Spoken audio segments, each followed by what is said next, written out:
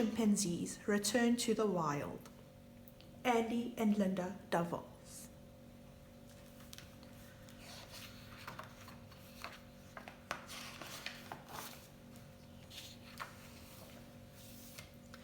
Tano and his younger sister Binti peered out of their crate in bewilderment. They had just arrived after a long journey from London Zoo in the African forest that was to be their new home. They would need to learn many new skills to survive. Tano crept out of the crate and touched the dry, leafy ground. He dug curiously into the soil, letting it fall through his fingers. Satisfied that it would not harm him, he began to scream excitedly. There were strange, new sounds in the forest. Tano and Binti huddled together under a small bush.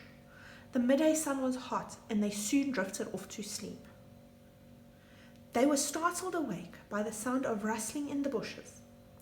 They looked up to see an older chimpanzee approaching them. This was Amber. Amber was a long-time resident of the forest. She held out her hand in friendship and made a soft, panting sound that meant the young chimps shouldn't be frightened. Tano and Binti raced to Amber and hooted in her ear in greeting. Soon the three chimps were cuddling together. They spent the afternoon grooming one another until Tano became restless. He was hungry. Amber led the way to a fig tree and placed a fig in Tano's palm. He sniffed the fig cautiously at first. Then he slowly bit into the sweet, ripe fruit. When he grunted enthusiastically, Binti joined them. All three chimps feasted until they were full. Amber decided to take a nap, but Tano and Binti were full of energy. They played a chasing, wrestling and tickling game in the trees. At dusk, Amber led them to a stream. She cupped her hands and plunged them into the cool running water. Tano and Binti watched her drink and did the same. Night fell. Tano and Binti whimpered in fright as the trees began to cast dark shadows and the forest came alive with night sounds.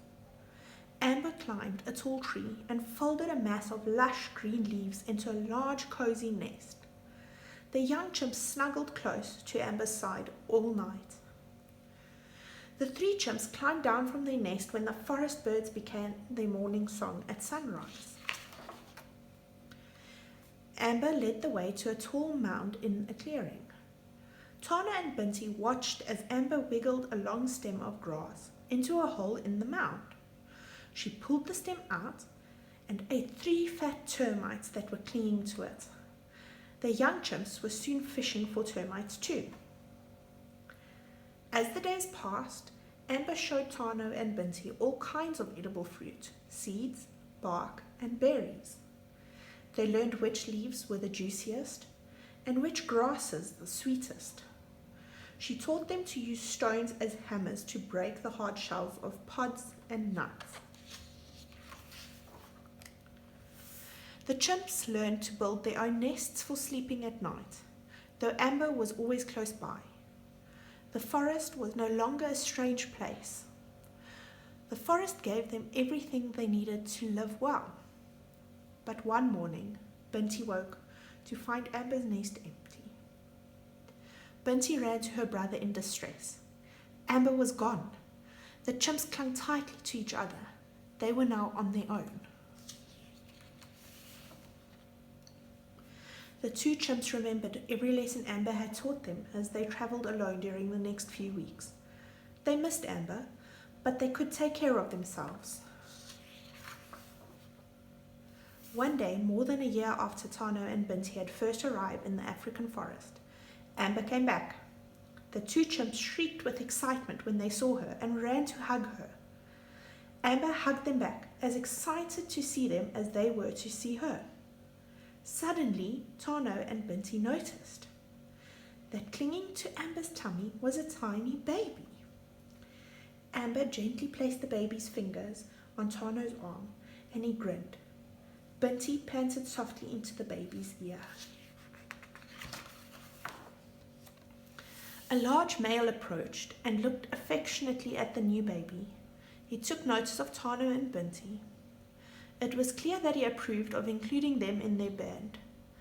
Tano and Binti would no longer have to depend only on each other to find the best places to eat and sleep.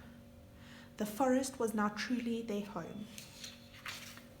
The end.